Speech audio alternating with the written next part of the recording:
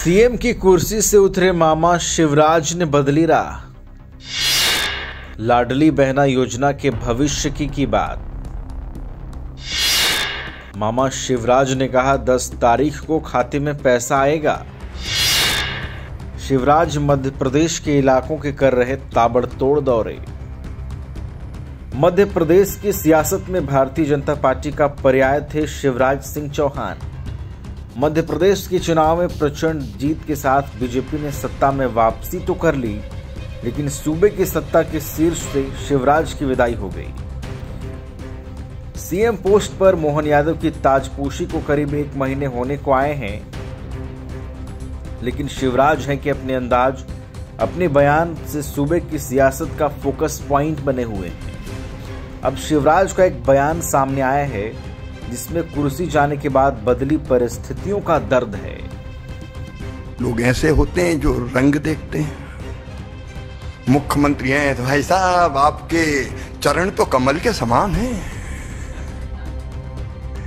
कर कमल हो जाते हैं, चरण कमल हो जाते हैं, और बाद में नहीं रहे तो होर्डिंग से फोटो ऐसे गायब होता है जैसे गधे के सिर से सींग। पूर्व सीएम शिवराज ने कार्यक्रम में पीएम मोदी की तारीफ कर बयान को बैलेंस करने की कोशिश भी की।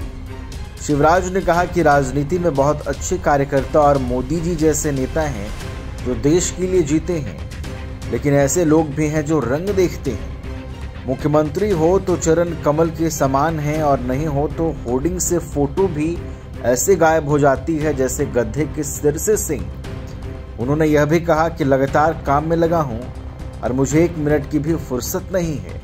अच्छा है कि राजनीति से हटकर काम करने का मौका मिल रहा है। शिवराज सिंह चौहान जब से मध्य प्रदेश के मुख्यमंत्री की कुर्सी से उतरे हैं, उनका अलग ही अंदाज नजर आ रहा है।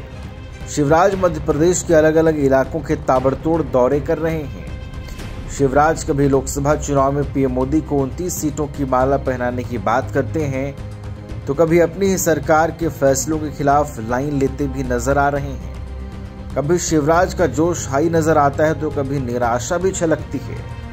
कभी वह अपने बयानों से बीजेपी के समर्पित सिपाही नजर आते हैं तो कभी दूरी भी झलकती है। ऐसे में सवाल यह भी उठ रहे हैं कि सीएम की कुर्सी से उतरने के बाद मामा ने कौन सी राह पकड़ ली है।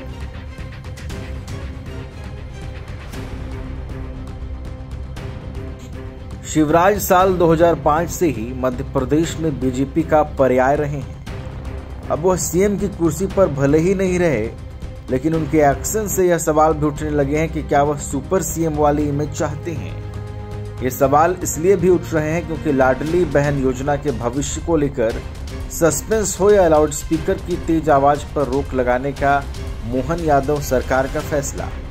शिवराज के बयान ही कुछ ऐसे रहे हैं। 2 दिन पहले सीहोर जिले के भेरुंदा पहुंचे शिवराज ने लाडली बहनों को संबोधित करते हुए कहा कि चिंता मत करना, 10 तारीख को खाते में पैसा आएगा। उन्होंने यह भी कहा कि बहन भाई का रिश्ता विश्वास का होता है और इस विश्वास की डोर कभी टूटेगी नहीं।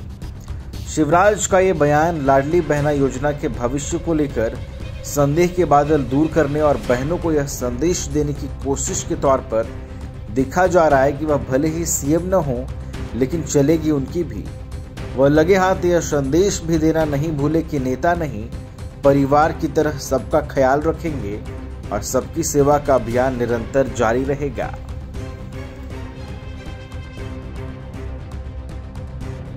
मोहन यादव की कैबिनेट ने पहला आदेश जारी किया लाउड स्पीकर की तेज आवाज पर अंकुश को लेकर। मोहन सरकार के आदेश में सुप्रीम कोर्ट की गाइडलाइन का जिक्र करते हुए यह साफ कहा गया कि धार्मिक और सार्वजनिक स्थलों पर निर्धारित डेसिबल के भीतर ही लाउड स्पीकर बजाना होगा। भेरुंदा में ही बैंड संचालकों ने सरकार के इस आदेश को लेकर शिवराज को ज्ञापन सौंपा। शिवराज ने बैंड संचालकों को आश्वस्त करते हुए कहा कि आप बैंड बजाएं, ढोल बजाएं, ताशे बजाएं, कोई रोकेगा तो मैं देख लूंगा। शिवराज के बयान में मैं देख लूंगा कि मायने क्या हैं, ये मामा ही जाने, लेकिन इसे मोहन सरकार को आंख दिखाने की तरह देखा जा रहा है।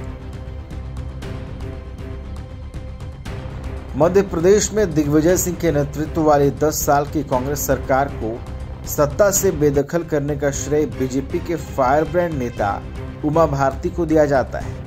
उमा को सीएम कैंडिडेट घोषित कर बीजेपी ने 2003 का विधानसभा चुनाव लड़ा था और सरकार बनाई थी।